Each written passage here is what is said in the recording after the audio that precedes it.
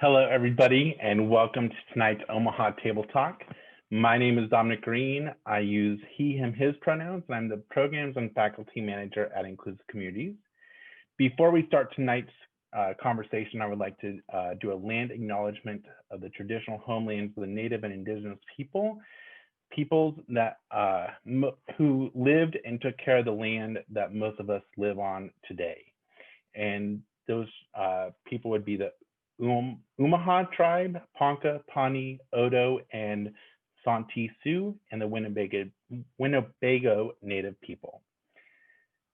Omaha Table Talk, or as we call OTT, was initially recreated in Omaha in 2003 by the Social Justice Advisory Committee of Catholic Charities, Omaha. More than a decade ago, Inclusive Communities acquired Omaha Table Talk and shifted to a larger public discussion over comfort food. Now, due to COVID-19, we have shifted to holding these events over Zoom, but we welcome you to still have a snack or food or a drink with you while we enter these discussions. We are always looking to look at and find ways to grow and get better at having these discussions. And so invite you to please fill out the evaluation link that will be provided to you at the end of tonight's conversation. We would like to thank our Omaha Table Talk sponsors, Logier Foundation and Cox Communication, for their support in making sure that these conversations can still happen. And now I'm going to turn it over to Colin McGrew, who is going to talk about some housekeeping policies for tonight. Thanks, Dominic. Hey, everybody. My name is Colin McGrew. My pronouns are he, him, his. I'm a program partner here at Inclusive Communities. I'm filling in for our regular MC Molly Welsh. So I'm going to try to do my best, but you're going to see Dominic giving me some awkward looks so that I remember to do things here. So I'll do my best. But I'm going to go ahead here just so everyone kind of knows the outline of the event. I'm going to put that in the chat at this point as well, just so we kind of know how this event's going to run. We're doing our welcome now, then we'll kind of transition into our panel discussion. From there, we're going to go ahead and break out into some facilitated rooms, and don't worry, you won't have to really do much at all, but we are joined by some trained Inclusive Communities facilitators. So at this point, if our facilitators just want to give like a friendly wave to say hello, but they should all be renamed facilitators, so that should be generally pretty easy to follow. And then after that, we'll come back, have some kind of larger group share outs, and then do kind of a group wrap up as well. And so I also will go ahead and share a little bit of our housekeeping here. Let's see. Also using a new computer, so that's a whole nother dynamic that we're trying to navigate here. Okay, so these are our virtual agreements as well. And this is just something that we've adopted to help us kind of run through a smooth event like this. The first one, just remaining on camera if you can, kind of helps make these events a little bit more interactive. Remaining on mute, unless you're participating actively in a dialogue, that kind of helps cut in on the background noise that can happen. Just staying engaged and present in the conversations that are happening and trying to kind of avoid the distractions that can otherwise contribute to maybe you not engaging in a conversation fully. Feel free to raise your hand either non-virtually or put something in the chat if you do have a question. We might have some time at the end of this whole event to do a little bit of a Q&A. So that's maybe when that little functionality will kind of come into play. And again, feel free to utilize the reaction functions, the chat function. And as Dominic already said, feel free to rename your Zoom screen name as your first name and your pronouns. That way we can all know who we're talking to and make sure we're not misgendering anybody in this space. So I'm going to go ahead and stop sharing that here. We also are joined by our wonderful ASL interpreter, Pam Duncan, who is signing right now. And so if you need to utilize her services during this larger breakout session, feel free to pin her video in order to do so. And also, if you would like her to be present in your breakout room, all you need to do is either message Dominic or myself, and we'll make sure that you are put in a room with her as well. And with that, if I didn't miss anything, I'm going to go ahead and put this back to Dominic here, who's going to kick us off. Great, thanks, Colin, and you covered everything, I believe. So with that, I'm not going to use any more time and turn it over to our wonderful moderator for tonight's discussion, Wayne Brown with the Urban League of Nebraska. So Wayne, it is all for you. Oh man, Dominic, thank you. I can't believe you gave me the mic. So it is good to be here. Welcome everybody to another incredible table talk. We have a great panel lined up for you. First, I'd like to introduce myself. And I also like to make space for my other panelists here to tell their stories. You know, back to the time we all used to gather around the fire and meet and talk and share, we would tell stories. And in those stories, we would get to know each other in a different way. We get to know each other's context and perspective. So I really want the other panelists to when they introduce themselves, to really lead into that. And I'll ask you to go after I speak here in a moment. So I'm Wayne Brown, North Omaha native, born and raised. I'm with the Urban League of Nebraska. Kid born in poverty, got introduced to education haphazardly, and it changed my life. So I've been able to see the world from poverty to middle class. And so this topic is very important to me, having lived on the minimum wage component. So in this, since it's not about me, I do want to open up to the panelists, and what I'd like for you all to do is, and anybody can start, whoever wants to go first, whoever's moved to start. If you could tell me your story and then how you got involved with this work. Yeah, so I can go first. Thank you, Wayne. So my name is Maria Valadez. I'm with the Latino Center of the Midlands. And really, I kind of have like a similar story to Wayne. So I'm born and raised in South Omaha. I'm from a family of 6. My mother was a single mother. And so we really did grow up in poverty for a while. So it's also like a topic very close to my heart. And how I kind of got into where I am now is my mother has always been hardworking, but sometimes she kind of got through what she did through community and through going to organizations like the Latino Center. And so now it's kind of like my way of being able to be that support to another family. So thank you, Wayne. Thank you. Yogendra or Nicole?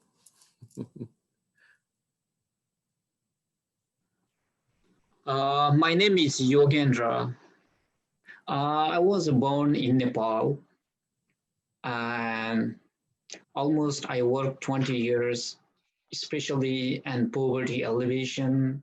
I work non-profit organization that called Dhaulagiri Community Resource Development Center. I established that organization, but I worked there, but I moved United States 2006, and I went back to work sometime in Nepal and again back, and I started here at Bellevue University, and I complete my master in clinical counseling, and I want to continue the poverty, especially I choose refugee and immigrant because of that I'm also immigrant, and a lot of refugee immigrant, they are very disadvantaged community. They have a lack of the access. They have a hard time and to adjust and integration with new society.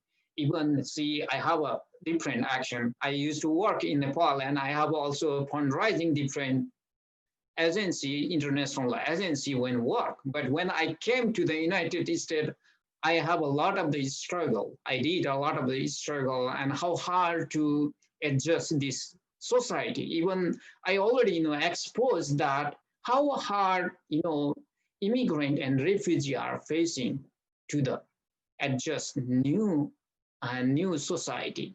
So I decided to work in the refugee. That's it, my background. And we're glad you're there. Nicole. Good evening, everyone. My name is Nicole Ingles. I'm a planner in the Community Development Division of the City Planning Department. I grew up in Phoenix, moved here to attend Creighton when I was 18, and I've been here most of the time since. I came into the planning department because I have a background in environmental regulation. I've been with the city for a really long time, so it's been a bit of a winding path, but I've been working in housing for about 4 years. So I come to this discussion from a housing perspective, and I think that's pretty important. So there we have it. Thank you. So it seems like amongst the panel, the three of you, you all come with different perspectives on this issue. But I like to set a baseline and kind of level set. And if each of you can describe what the current landscape right now of poverty is in Omaha.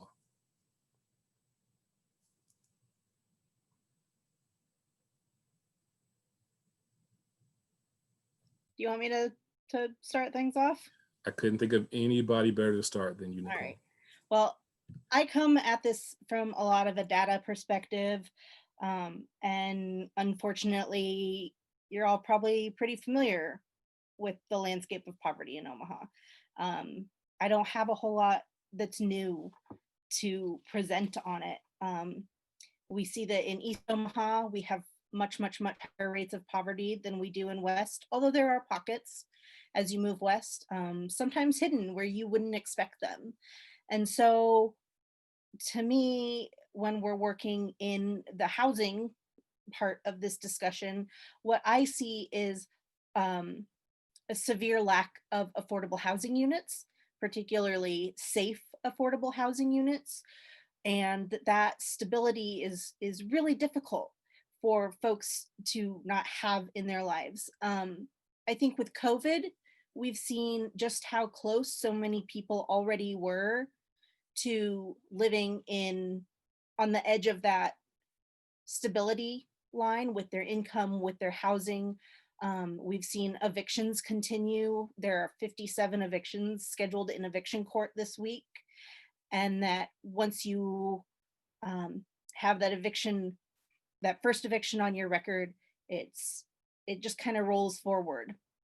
And so in Omaha, we've seen very steep increases in rent. Just this year alone, we've seen an average increase of about $60 a month in the average rental price, which to a lot of us is something we can swallow. But when you're already kind of on that brink, it could be whether you can pay your rent or not, whether you can pay your rent and eat, pay your rent and give your kid a new pair of shoes. So the Sherwood Foundation has been commissioning a lot of housing studies recently.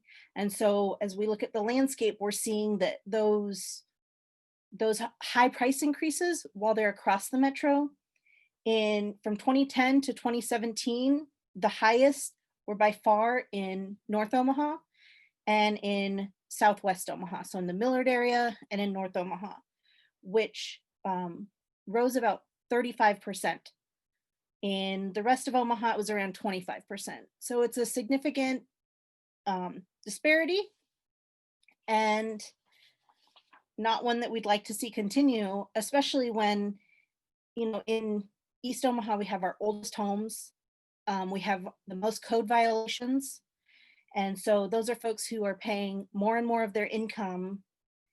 37% of people in North Omaha are paying more than 30% of their income towards housing. In South Omaha, it's 24. In Southwest Omaha, where we're seeing the high price increases, but it's only 19% of people.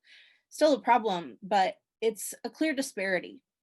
And especially when it comes to those homes with the most code violations, so the least safe, the least healthy, and the least housing stability all in the same area. So I will wrap up in just a second. I want to add a couple of things. When we look at the HUD area median income for a family of 4 in Omaha, and this is something that we talked about as panelists when we were doing our planning It's $87,000 for a family of 4. Poverty for a family of 4 is 30% of that at $26,000.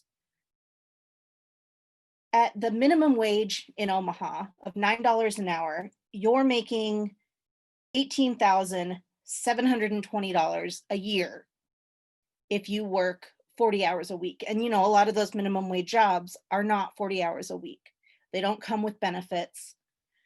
So there's such a disparity between what our middle class median family income is and what we see for a vast majority of our city's east side.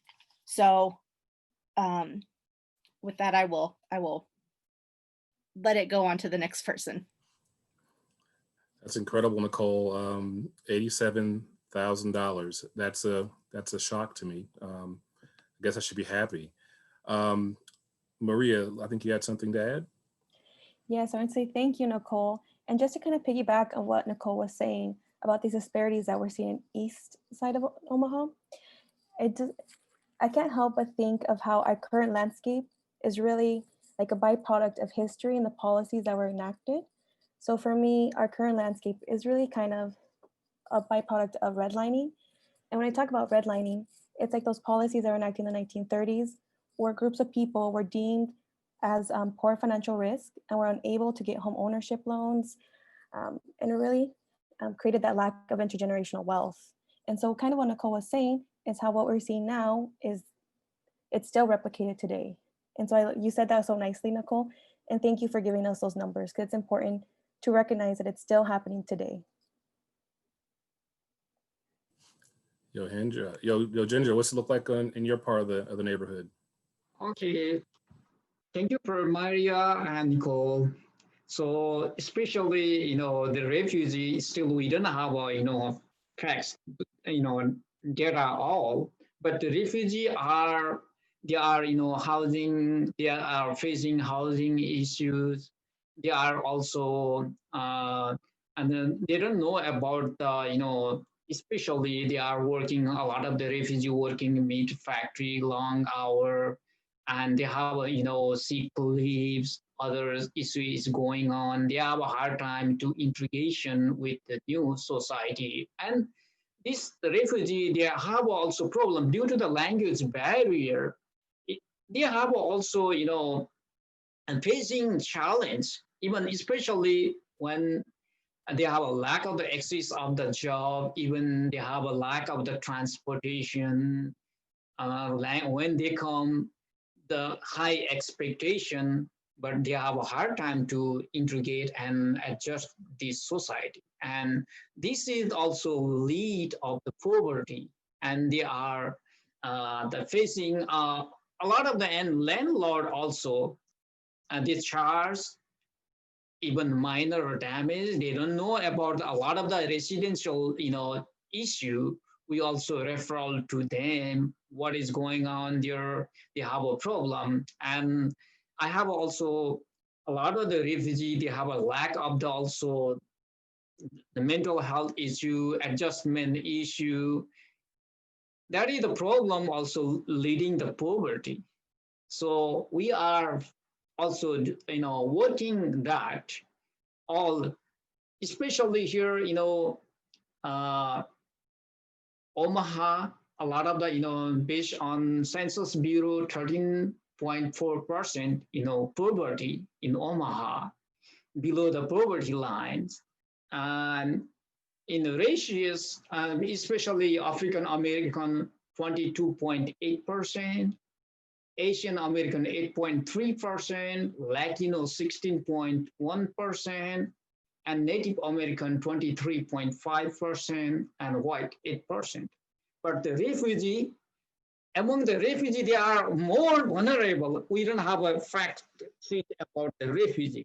So still, the refugee, they have a hard time to integrate with this society, language barrier. So we are working to be, build a support system to especially support system is the most important to them to adjust. And Refugee Empowerment Center also working paid sick leave, and they have a pandemic situation, how they are treating their employer. And we are also raising their issue because of a lot of the refugee, they have also losing their job. So they don't know about how to approach, how to get the new job. And we are helping to get the job. And that is the most challenging issue right now. Thank you. Thank you. So that's a nice segue into minimum wage, right? So as we look at the landscape that you all described and think about the $9 minimum wage and how that affects people and what they can do with that across the community, there's also been a new term called living wage that you all might have heard of. And so what I would like to really kind of hear your opinions on about what's the difference based upon your history and what you've been thinking about here, the difference between a minimum wage and a living wage and how that affects the people that we've discussed today. Yeah, so I can go first. It's Maria. And so really when I think about living wage and a thriving wage, for the living wage, it's kind of where we are right now with our minimum wage of how it's supposed to be covering the normal standard of living. But we can see like with COVID, it was something unexpected and it really did not help the families that did not have any support. So when I think about thriving wage, it's having that additional support, having that pocket for savings, having that pocket for emergencies, being able to do something with that extra pocket that helps your life be prosperous. And so I know like in the group, in the past few months, my department, which is more the community service, the social service of Latino Center, we heard a lot of stories of families saying that they worked minimum wage and there were so many times where they had to pay their bills or their rent. And because of that, they couldn't afford to pay food for their families. And so they were asking for food assistance or where they had to juggle one or the other. And so that's really a challenge that I see right now that's just facing our community. And that's why I think it's so important that we're having this discussion about what is the difference between a living wage and a thriving wage and how we should be striving to thrive.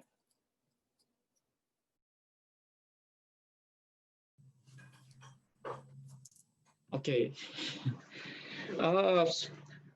Especially, refugee there comes with, I'm, working with the refugee. They have a lot of problems right now, because of the work. Even some, they have a big family, even maybe family, they have also children, and one family member take care of the children, and other, they go to the work, and they have not enough money.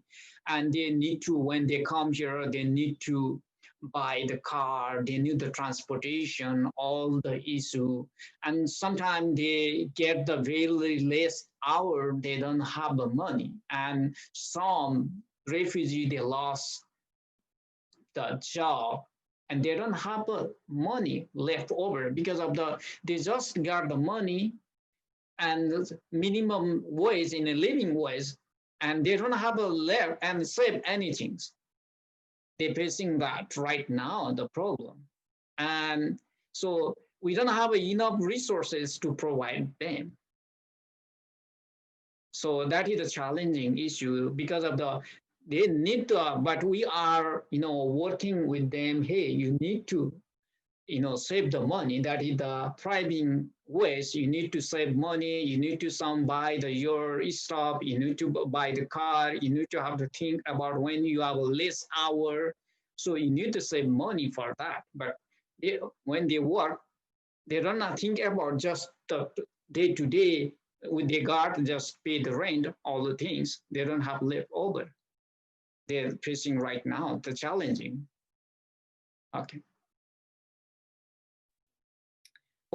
So, sorry, did you have more? No, go ahead.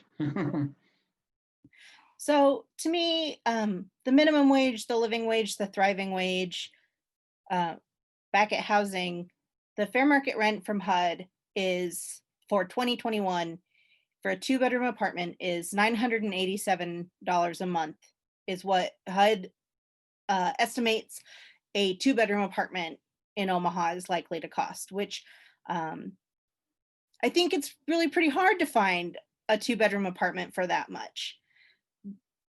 But if you were to pay 30% or less of your income to in just your rent alone, you would have to be making $19 an hour.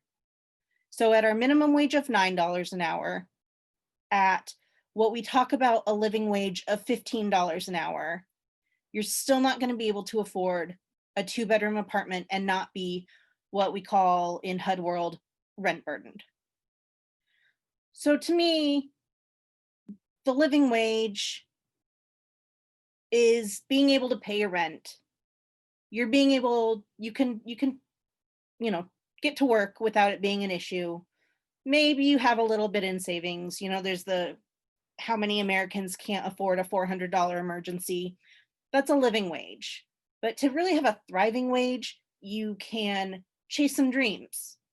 You can invest in your community. You can afford to buy local. Shop local is great. I love spending my money at local places, but it's expensive often because those small businesses have so much that's going on behind the scenes there, with owners often at the really small businesses not making as much as one would think an entrepreneur does. And so to have that thriving wage, you're able to invest in those things. You're able to do things you like. I love to sew. If I had just a living wage, my sewing would be very limited.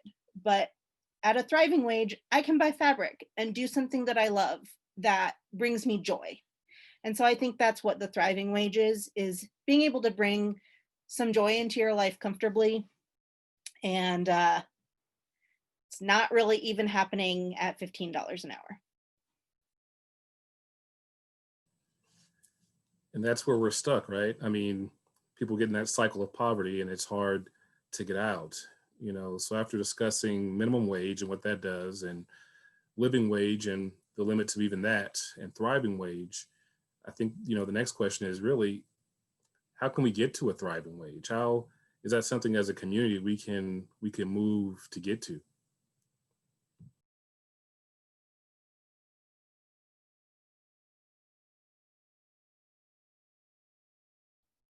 So I'll start this one, I guess. I think there are, looking from government world again, some things that we can do from where I sit with the government. We have some really good bills in the legislature that have been introduced already this year. We have bills that will clear evictions off of your record after a certain amount of time, which is hugely important to being able to maintain housing stability. It's automatic if your court action does not result in you actually being evicted. And then if you are actually evicted through the court, you have to petition the court after 3 years. But it would come off of your record. And that's huge. The number of landlords that we have that have said, we just don't evict to people or rent to people who have an eviction is huge. And housing stability is so important in being able to maintain your sense of dignity sometime, your sense of self, and to be able to pursue a job, keeping your kid in a stable school situation. So some of those bills are incredibly important. I think another one to address is the benefit cliff.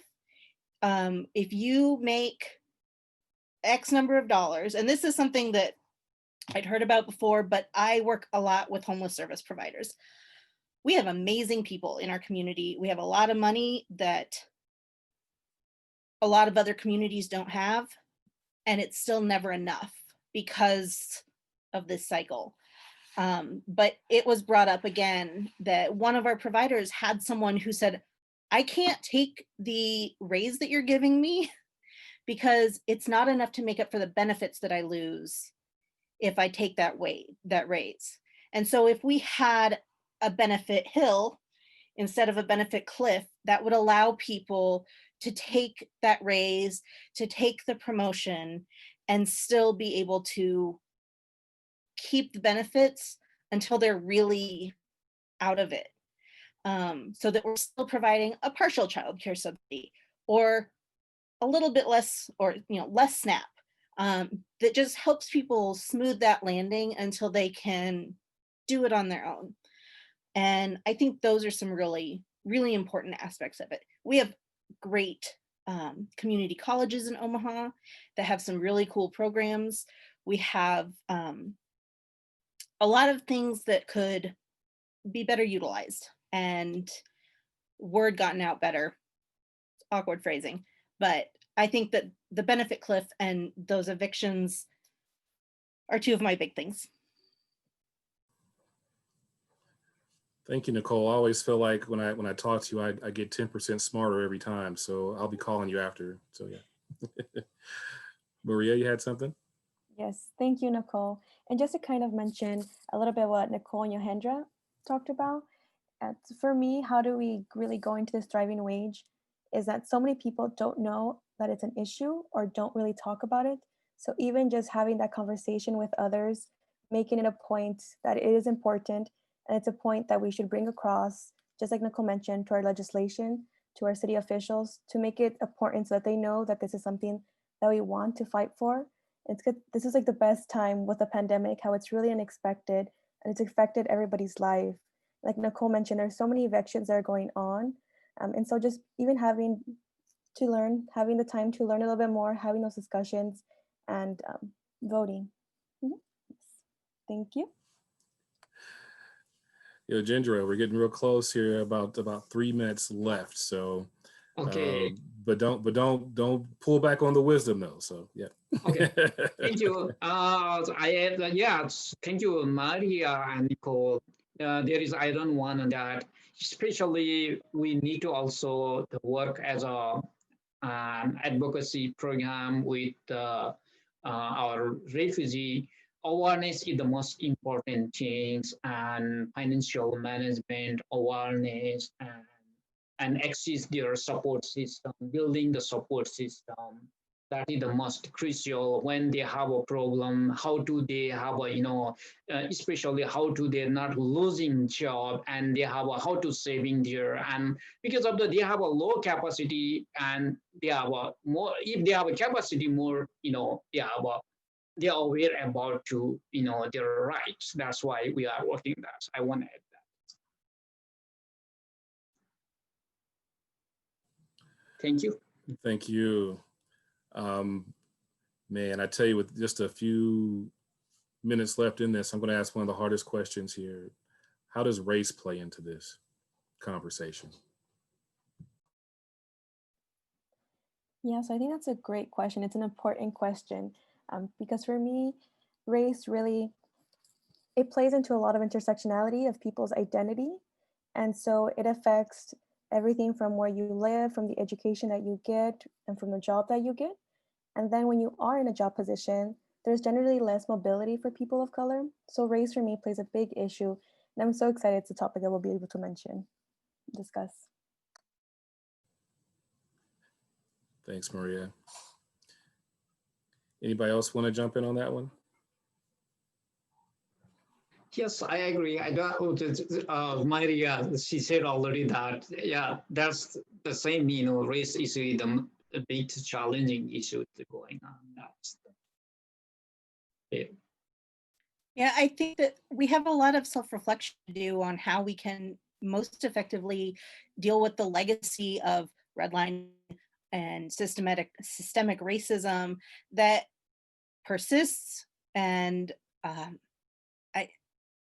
we've talked about this ad nauseum, so we need to keep talking about it ad nauseum, but I don't want to take up our last couple of minutes with repeating, but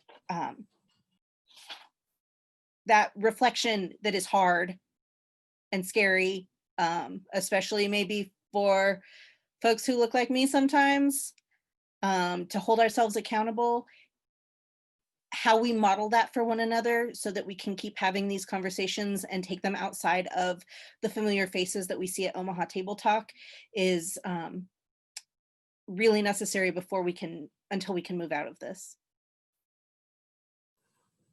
As always, you three, y'all can drop the mic. I tell you all just bring so much knowledge to the table from different perspectives. So, so thank you for that. I'd like to go ahead and throw it over to Colin. I think we'll move on to the breakout sessions and have some time to discuss this and maybe come back and talk about it later. Cool. Thanks, Wayne. Yeah, I appreciate that. There's a couple things that I already forgot to mention, so I'm behind Molly per usual.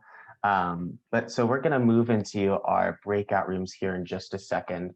And I wanted to note that although this main session and the conversation that's been had out here was being recorded, what's happening in the breakout rooms will not be. So don't worry about those conversations, the ones that you'll be having in those small groups being recorded. So just wanted to make that clear as well. We also will have a post-event email that will be sent out that will house much of the resources and language that was included in the data sheet that I posted in the chat, as well as any of the resources that our panelists also wanted to share with you all. And then later on, if you all have resources that you wanted to share with the larger group, again, feel free to put those in the chat and I will collate those and put those in the email as well. So if you do want to share some resources that may have not been mentioned in this particular discussion, feel free to post those in there. And before we moved into these breakout rooms, just wanted to go over a couple of our breakout room agreements, as we call them. Just some short review here. The first one just being one mouth, one mic, which is just some proper turn taking here. The Vegas twist is what we call it.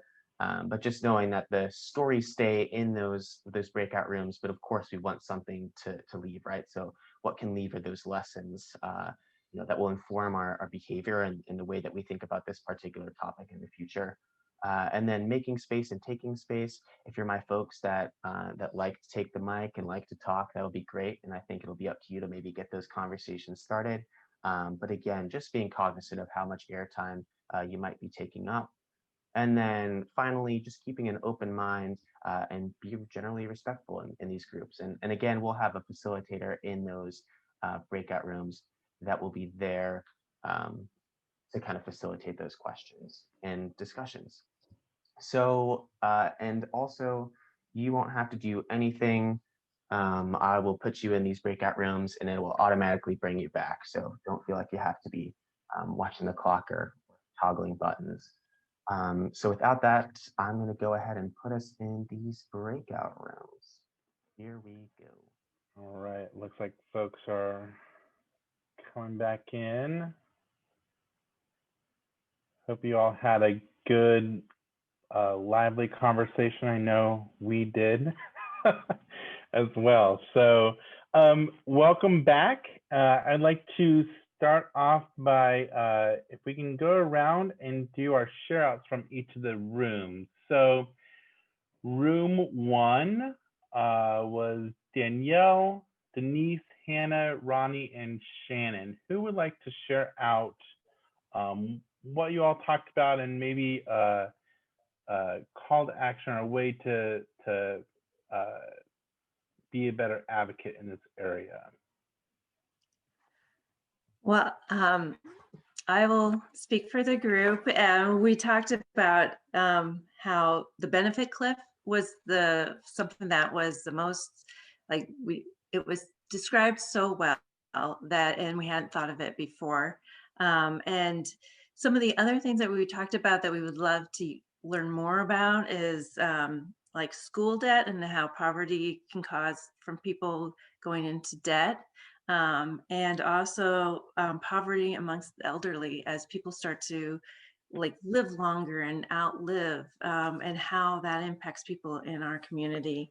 And then one of the people in our group talked about some of the different things that they're involved in and how that can help. There's an Omaha Street Medics that helps people and gives them some options for them to get off the streets and get into a safe housing. So I hope I covered it well enough. We covered a lot of territory, but that's just a brief snippet. Awesome. Anybody else from group one that would like to share anything else out?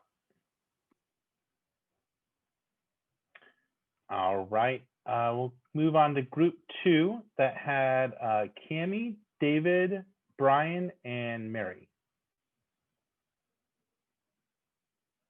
Who would like to share out from that group? I was elected to be the sharer of information.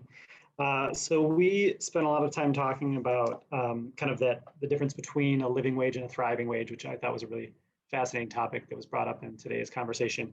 And we also talked about the benefit cliff, or that was something at least that really sprang out to me that when Nicole mentioned that. And we also kind of talked about another, I guess another kind of calculation that people have to make in their own lives is if you have children, how much childcare costs, especially during a pandemic, and it's very hard to work while you have a child.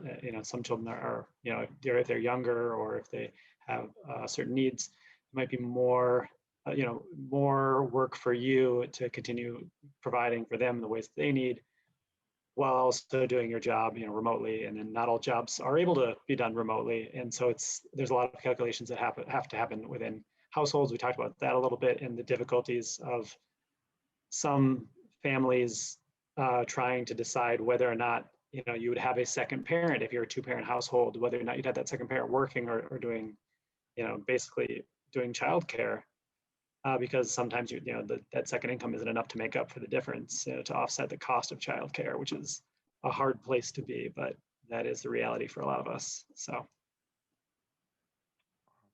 Anybody else from room two that would like to add anything else?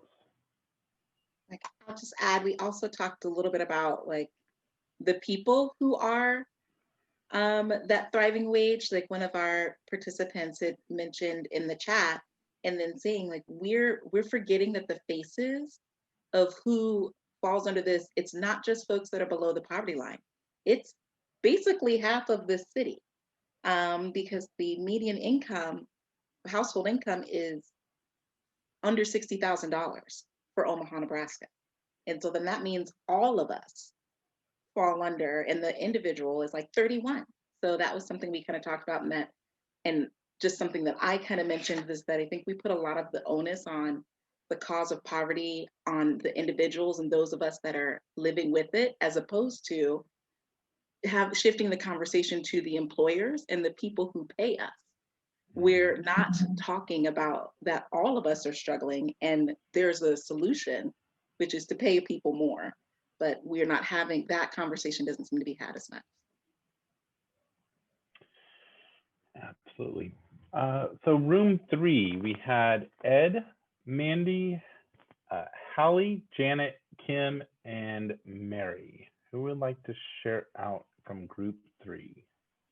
I can share. We kind of touched first also on like living versus thriving wage. Some of us hadn't heard of kind of the mindset or the phrase of thriving wage. So just kind of what that means to give to a person, to give back to their community, and kind of give them the dignity that they deserve to buy not just what they need, but also what they want.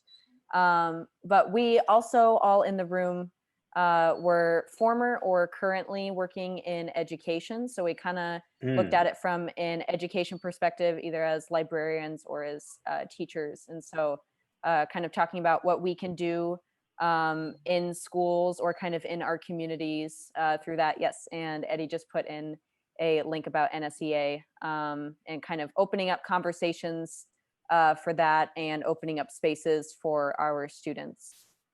Awesome. Anybody else from room three that would like to share out? Thank you, Ed, for putting those links in the chat.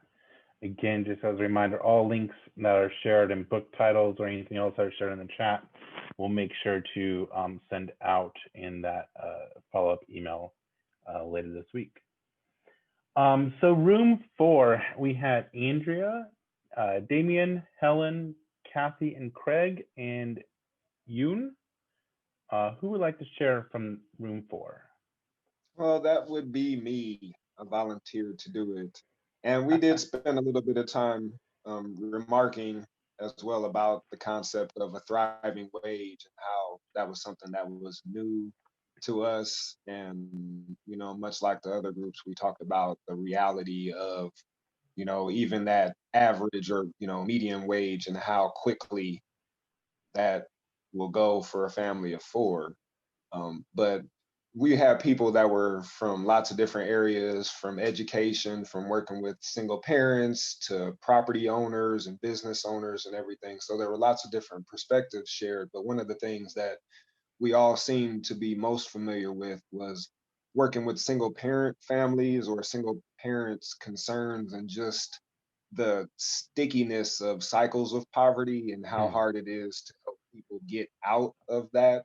And I know that's something that, you know, like definitely needs more investigation and more collaboration on, because there's no easy answers. And that's one of the things that we were also looking at there, because not a lot of, you know, ways to just find consensus when we're talking about something that impacts people in so many ways as poverty. But like I said, we were thinking about single parents' concerns and just how hard it is to like even help them get to stuff to help them because they're so busy. Yeah. Thank you. Anybody else from group 4 that would like to share anything else out? I thought it was really interesting. We had a renter in our group, and he shared that his hands are tied because when the utilities go up and when all these the cost goes up, then like what else can he do, right? And he tries to keep things low and really help people, but there's going to be a point where something's going to go up or something's going to happen. And that was kind of, I mean, in a way, it was good to hear that he really was trying to help people, but it's just hard. Like, how do you stop that cycle? Mm-hmm. In room 5, we had Allison, Diane, Jenny, Jeff, Kylie, and Kim. Who would like to share out from room 5? All right, so technically I got volunteered as tribute, so I guess I can go. Well, we talked about an array of things. At first we kind of, I mean, it's all crazy, but I think what stuck out to us most in our group was the thriving wage. I mean, I put into perspective, like, I already have to work, and I like in my head I was thinking, okay, yeah, I'm meeting my ends meet, but I also got to be thriving. Who's making these rules? Because I don't know who. And so we kind of talked about how we didn't realize there was also that thriving wage that we also have to take into consideration for those. And then we had kind of an array of people on there. We had a librarian, we had a server, we had someone who worked 3 jobs at one point in their life, which to me, it's like, I hold down 1 and I'm like, 3, like, hello. And so that was what we worked on. And just like, we also kind of went into talking about like redlining in Omaha already. And one of our group members was from Arizona. And so she was telling us about like the living wages there and like kind of in here. And then we had someone from Lincoln. So we were all taking into like consideration those things. And we also had a nurse, which was really cool because then she was telling her perspective in the healthcare world, like how it's not much just taking into consideration, well, this person needs to be healthy, this person needs to walk, this person needs to this and this and that. They also have to take into consideration, like, is this person even going home when they get out of here, or like these other things, which is all just wild. Like, we were just all really taking these things in from what our discussion came into. I think we only got to maybe 3 questions, but we had a blast. So that's our end. If anyone else sounds like you all had a good conversation.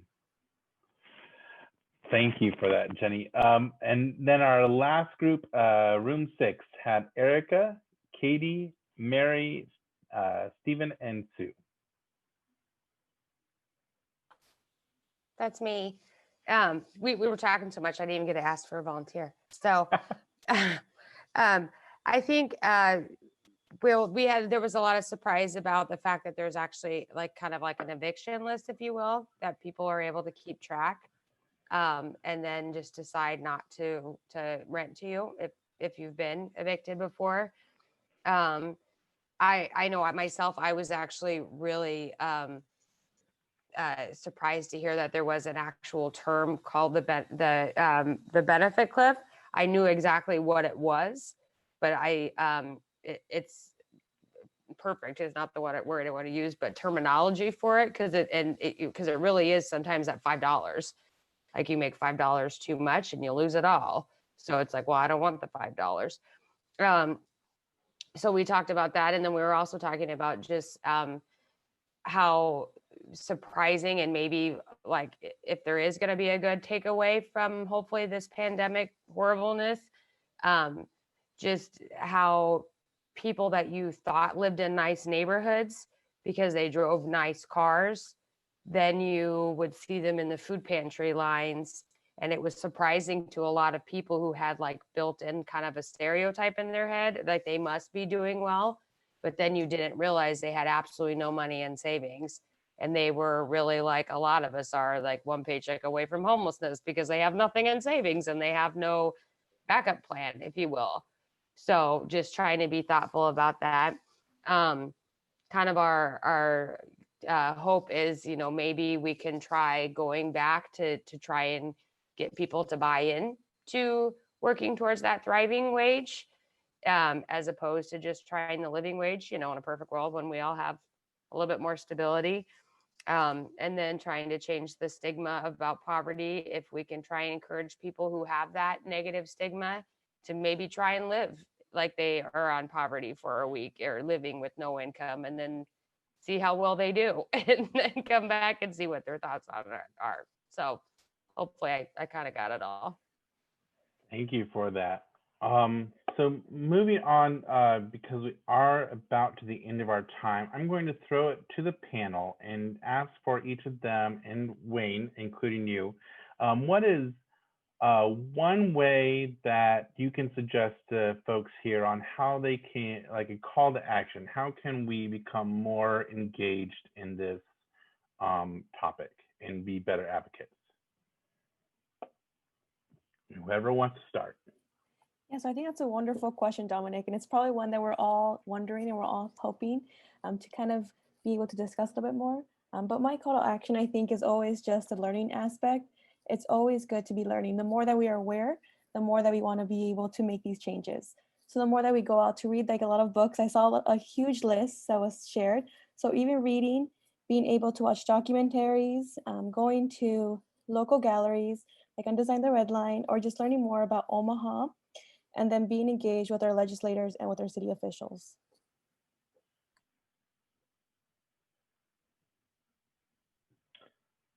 So I am super thrilled that you talked about being engaged with your local, state, federal officials. City council meetings are at the, personally, I feel really absurd time of 2 p.m. on Tuesdays, which makes it difficult for people to engage. But they are recorded, so you can always go back and watch. They put up their agendas on Fridays, so you can see what's on that agenda. And they all have social media that you can follow them on. Same with your state representatives. Some state bills that I would love for everyone to follow are LB 114, which is to prevent some criminal records for some offenses, not some criminal records by just people, from following you so that you can't get housing based on them or can't get a job based on that. So LB 114. LB 122 is Senator Hunt's bill to eliminate the tipped wage for servers and bartenders. LB 128 is Senator McCollister's residential clean slate bill. So that's the eviction bill. And then LB 196 is Senator Vargas's bill to require landlords to accept all legal income for rental payments. So that includes your housing choice vouchers, your rental assistance programs, because it's very difficult for people with those assistance programs to find housing. And if you or anyone you know is in Douglas County and is short on your rent, you're short on your mortgage, the metropolitan area for the Continuum of Care for the Homeless, MATCH, is running rental assistance programs. The city has put money into this program. The state, the county, philanthropic donors have put money into it. If you need rental assistance or you know someone who does, go to matchconnect.org. That's MACCH Connect, CONNECT.org. And then for my own pitch, if you would like to stay up on what the planning department is doing, I will put my email in the website, and I let you know when we are having public meetings just for our little department, and send out when we have documents up for public comment. Awesome, thank you. Yogendra or Wayne? I agree with, Maria and Nicole. They already, we also helping a lot of the client, especially. I think this is the good, we have to start the poverty, and we need the advocacy. Also, raising the awareness is the most important. Even here, I all listen there a lot of the coming from school teacher. All the poverty is the generation to generation. When the parents is the poor, especially I have their experience when working. The poverty is go to the generation to generation. The humiliation and lack of the awareness and lack of the access, the information is the most important things. So we need to advocacy to work, especially, justifiable society and just society. So we need to also raise for the justice. The poverty is the people have a lot of the barrier. So how do we can help? So we have to also work in the policy level. Advocacy is the most important thing. See, I always hate following Yogendra. See, I tell you, he always brings it. So, social capital is my number one issue. As communities and classes, we've been separated, and so I challenge everybody to get, like Brian Stevens says, proximate to the problem, right? Or proximate to the issue. Get close. Get to know these communities, and stand in solidarity with them, right? And once we do that, organizing is your goal. Organizing to the issues that this panel has talked about, organizing to make a better Omaha, organizing around making thriving wages and thriving communities in Omaha. We're close. We can get there. I know it seems deep, but together we can do this thing. Awesome. Well, I want to give a huge thank you to Wayne, Yogendra, Maria, and Nicole for being on tonight's panel and the conversation tonight. So thank you all very much. Also, Colin just posted in our chat the link to our evaluation for tonight, our Omaha Table Talk tonight. And so when you click on that link, you are going to see something like this actual page, and it will ask you just a few questions. We'd love to get your thoughts and inputs on how you thought tonight's conversation went, how we can improve, what we can do better. So please go ahead and click on that link and fill that out tonight, if at all possible. It will be in the thank you email, the follow-up email later this week as well, if you didn't get to it tonight. So thank you all very much for coming. One last thing, our next Omaha Table Talk will be on February 20, I should have had this already pulled up. February 23rd, and it is on the topic of reparations. And if you go to this link that I'm putting in the chat to register, it will take you right to the registration page for that conversation. We hope to see you all there, and thank you for coming tonight.